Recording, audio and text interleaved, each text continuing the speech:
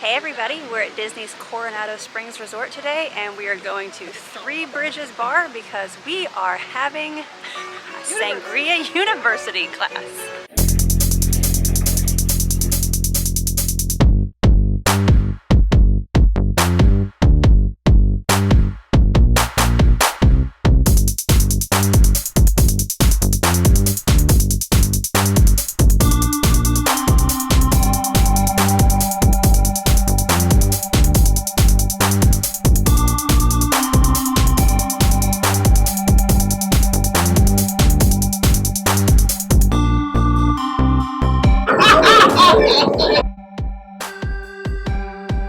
It's been a while since I've been in school, but this is the exact kind of class I can get on board with. What was that? What kind of classes are only offered in SET schools? It's the most difficult class they have.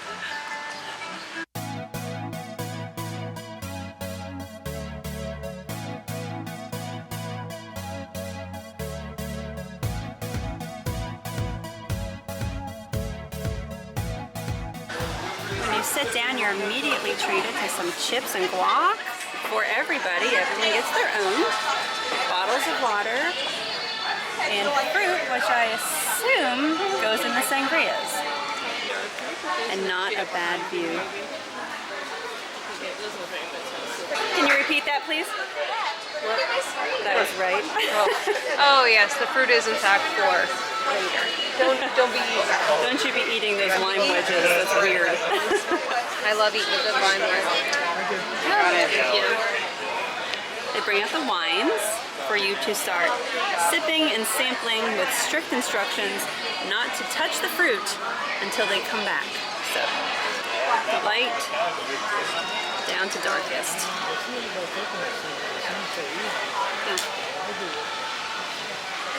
This is very tropical. It smells like pineapple. One's a little more dry. Still sweet though.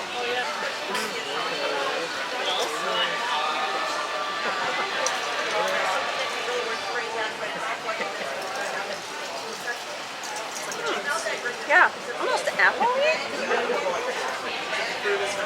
Alright, and then the last one.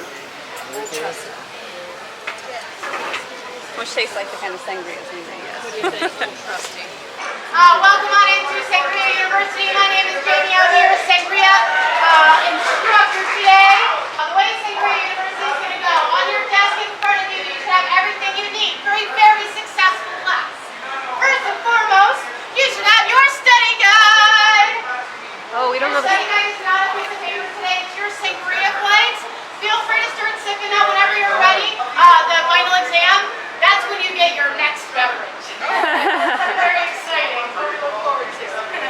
On your desk, you should also have a couple other materials for class today. You should have a spoon there. That is going to be your paintbrush of sorts, because here at Three Bridges Bar and Grill, we like to think of sangria as a blank canvas. And instead of a canvas, we're going to have a wine glass. Instead of a paintbrush, we have a spoon. And instead of paint, we'll have some wine, some spirits, and juice later to become an artist with a spoon. And then that fruit there is just a little garnish for later to create your masterpiece of your sangria. Today is officially Sangria Saturday! So raise your glasses for a toast. We become amigos, familia, new friends, old friends, comrades, neighbors. Cheers! Salud! Lente! L'chaim! Prost! Chin-chin! Skol! Let's start with the very first sangria at the top of the blackberry. It's called our Espinosa Sangria. Espinosa in Spanish means sparkling. Therefore, this is our sparkling sangria. So not only are we getting a lesson in sangria today, we're also getting un poquito español. That means a little bit of Spanish. So for your sparkling sangria, it's not based on a Spanish sparkling wine. It is made in the Cava region of Spain, and that's why it's called a Cava rather than champagne, because champagne must be made in Champagne, France. And Cava must be made in the Cava region of Spain. And then it's mixed in with this liquor castilla, which is French for a peach liqueur. Comes from Homecomin, France. So we have sangria, we have un poquito español, we have Homecomin, we have international classes.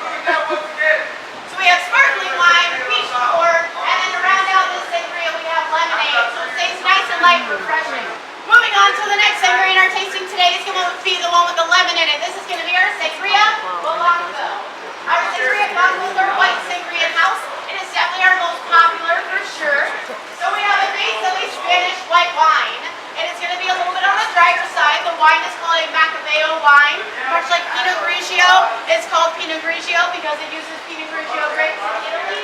Macabeo uses just Macabeo grapes from Spain. First we have this Saint-Germain elderflower liqueur. Comes from Saint-Germain, France. And then we also add into the Sangria Blanco the Magdala Naranja del Mediterraneo, which is a very long name for an orange liqueur from Spain.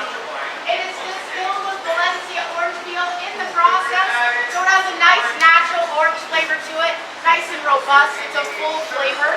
I will say it's also quite fancy on this side as well, because on the back it says that this bottle has the exuberance of the Mediterranean. We are going to be a passion fruit puree and lemon juice.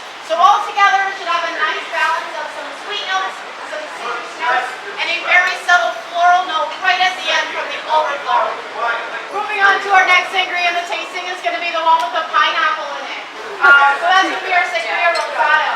It has a base of a Spanish rosé wine. It's a blended rosé, which means it uses more than one grape in the process. The rosé is also going to be a little bit on the drier side, so once again, it is perfect for making sangria.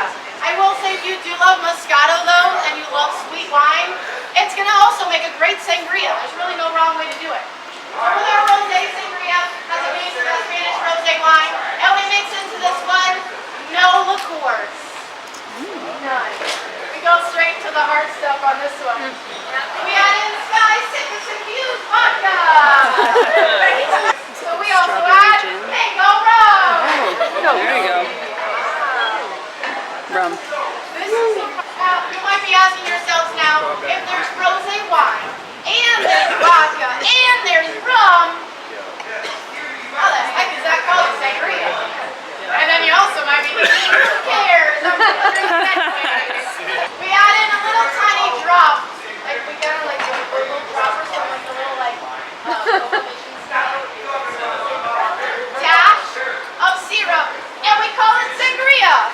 Easy peasy, lemon squeezy, literally. To make sangria, you need a couple of components. If you take wine, the main component of sangria, the base if you will, and you add a spirit to it, like a rum, a vodka, a schnapps, a cognac, a scotch, whatever floats your boat, fills your glass, you don't have sangria, but you do have a fortified wine, and that sounds amazing. However, it's Sangria University. If you take wine, the main component of sangria, and you add a juice to it, like an orange juice, a lemonade, a club soda, ginger ale, you're trying to make maybe a spritzer. Fantastic. Sounds refreshing. However, you don't have sangria still, but you do have a watered down wine. Or to each their own, whatever fills your glass, floats your boat. If you take all of those components, the wine, the spirits, and the juice, the mixer, if you will, and put them all together in a glass, you have sangria. And then if you throw in a couple pieces of fruit for show, looks nice and fancy, delicious. Moving on to our next sangria tasting today, it's going to be in our last one for our house rated tasting. It's going to be our Sangria Tinto. Our Sangria Tinto is going to be our only classic and traditional tasting on our flight today. It is going to be completely opposite of the one we just tried, and it's probably going to taste exactly like you anticipated our sangrias to taste like today. But if we made all four of them traditional, in my opinion, it would be quite boring, so we had to have a little fun with it. So we're going to bring it back down to a classic for the last one. That is going to be our Sangria Tinto, coming in with a Coronado Spanish red wine. We have the orange liqueur in here, and then we also have in the orange juice. So all together, the Sangria Tinto has Spanish red wine, the Spanish orange liqueur, and orange juice. So when I say spirit wine juice mixer, that makes a sangria. That's here in the United States of America. However, in Europe, they actually have a regulation. The EU law, the European Union, they regulate what can and cannot go into sangria for it to be sold as sangria on a menu or sealed up in a bottle in a duty-free shop with some souvenirs to bring home, something like that. They actually have regulations. Sangria has actually been around for centuries. We're going to jump into 1500 BC. And in 1500 BC, we are no longer in Walt Disney World, sorry. We are now with the ancient Romans. The ancient Romans are the first ones who created the very first version of sangria. They had their big barrel of red wine, and in 1500 BC, they did not have a great preservation system with no figure. So their wine didn't last very long. And you know what? 2023, we're still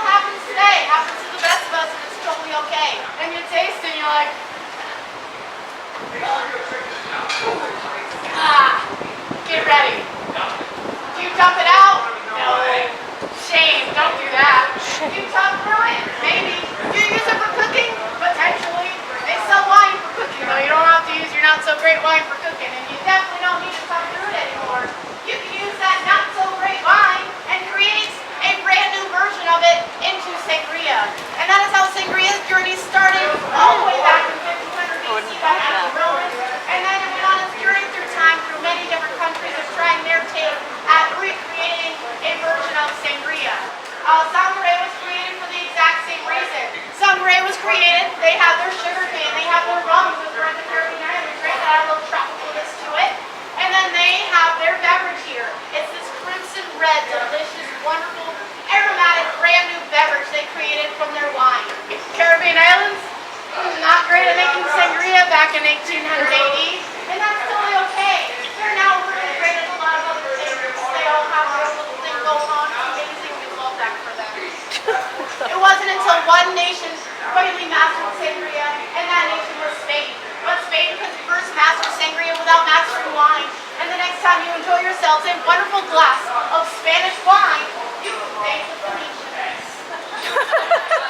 Yeah, the Phoenicians are the reason why Spain has wine. In 1100 BC, they brought grapes to Spain. They thought that Spain had the perfect everything to create and grow vineyards. So Spain has all these vineyards growing. They're perfecting their wine, and for the exact same reason as sangria's journey through time, their wine went sour. They wanted to recreate it into something new, and they finally mastered the recipe and called it sangria. But sangria's from Spain wasn't super popular until they showcased it to the entire world. And what better way to show off your product to the entire world than by way of a World's Fair? There was a World's Fair taking place in 1964, Queens, New York City, Flushing Meadows Park. It was huge. It was successful. It was amazing. But that's not the only cool thing that came out of the World's Fair. As much as sangria is amazing, Walt Disney found out about the fair, and he decided he wanted to test out the waters, if you will, and see how it goes, because he wanted to bring his magic to the East Coast and create a Disneyland of the East. But before putting all his marbles and magic into one basket, he had to try it out first. So he brought 4 trial attractions to the World's Fair to see the success of them. Shout them out if you know those attractions. Carousel Progress. Small World, fantastic. Oh, fantastic, yes. So we have Great Moments with Mr. Lincoln, hosted by Leia Lincoln, which eventually became Hall of Presidents. And the 4th attraction, Ford. I'll give it to you. Ford's Mountain Sky, there was a 4th attraction at the fair. That was where there was brand new vehicles that Ford debuted. Not as good as far as but that's okay. Those things were probably there, I think. And they went along this moving track very slowly, which was an inspiration for everyone's favorite attraction. The People Mover. So exciting. And Walt saw the success of those 4 attractions, and that is when he announced in a press conference at the end of the fair the start of what would be the Florida Project. He toured the land of Orlando, Florida, built over this smart land that we have now, and he ended up going under his alias of names to purchase the land of Orlando, Florida for the Florida Project, to eventually become Walt Disney World. And with that being said, without the success of that World's Fair in 1964, that should have never happened, we would not be able to be here today in the River Park, Philadelphia, by Coronado Springs Resort in Molson Newell in Orlando, Florida, drinking sangria. For the next part of class, it's time for your public exam. Everyone is going to pick their own ingredients. You are going to choose your base of wine. It's very simple. It's one you've already tasted. Your whites, your red, your rosé, or your sparkling. After that, you may choose a liqueur, a spirit, if you will. Included in the price of tuition we have already paid. Included in that price of tuition, you may choose from triple sec, a citrus flavored liqueur, apricot brandy, an apricot flavored brandy, or peach schnapps, a peach flavored schnapps. So you may choose from citrus, apricot, or peach. One of those 3 are included. If you did not want to do one of these 3, because you're thinking to yourselves, that's not a lot of options, I won't like those. I have 4. Take them away, they don't exist. Say upgrade for $5. Have an upgrade. 2, I can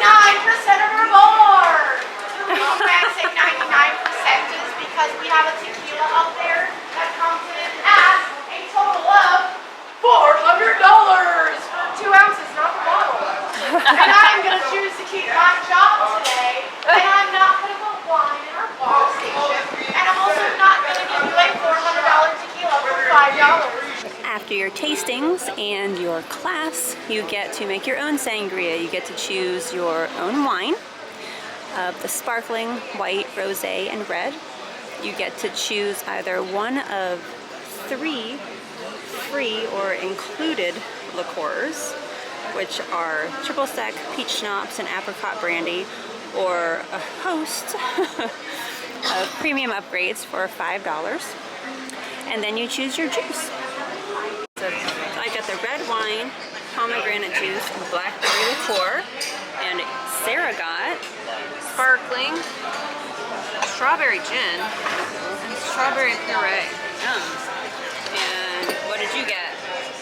White wine, peach schnapps. I got the passion fruit. Passion fruit? As you know me, I'm Passionate about liquor? What did you get? We got the bubbly, triple sec, And passion fruit always. You didn't get passion. I didn't get passion. No, that's what I was thinking when he said I that. got something else. But now what it was. Strawberry, because it was like a peach melba. I do vaguely remember that now. I was eavesdropping on your I am conversation. passionate. Raspberry. It was raspberry. Raspberry? Yep. Oh, that's right, raspberry. What is it like? Strawberry gin? Very good. It's gin with strawberry. It's so pretty though, it's pink.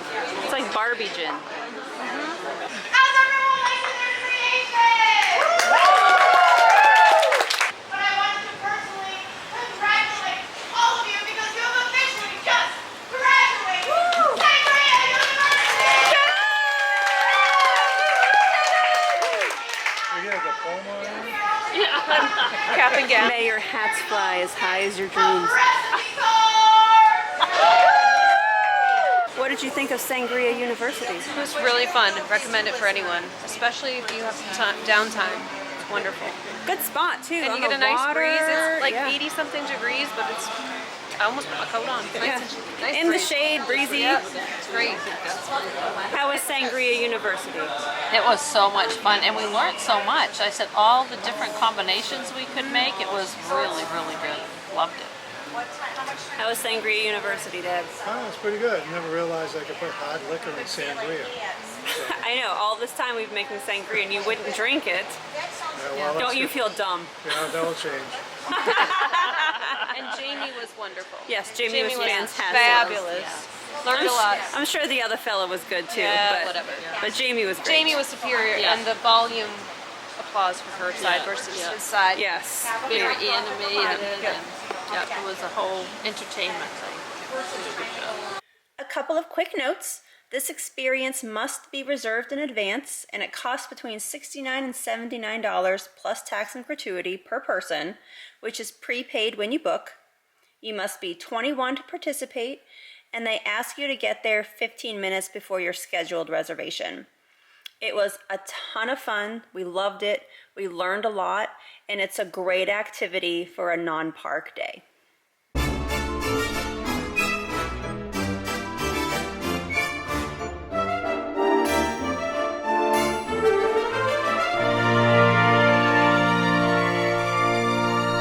Were you going to say something? You whipped your glasses off like you had a deep thought coming. Deep thought.